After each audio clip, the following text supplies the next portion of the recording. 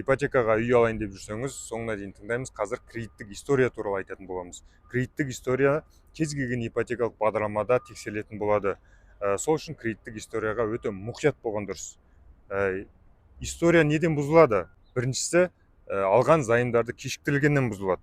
Екіншісі, ломбард және МФО-ға өте көп мөлшерде барғанда кредиттік историяға негативті әсер ететін болады. Сол үшін история сақтаудың мынандай лайфхагы бар, кішігірім.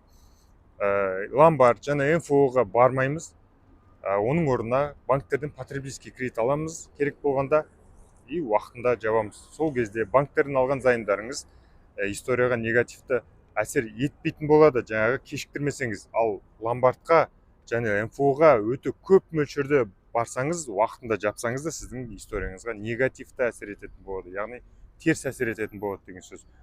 Сол үшін ломбард МФО дегенді мүлде бармаймыз. Қатты керек болса, жай банктерден потребительский кредит аламыз. Видеоны ағайын туыстарға жіберіп қоямыз. Ипотека бойынша кредиттік историяны тексеру, табыс санау, полный разбор керек болса, WhatsApp-қа жазамыз.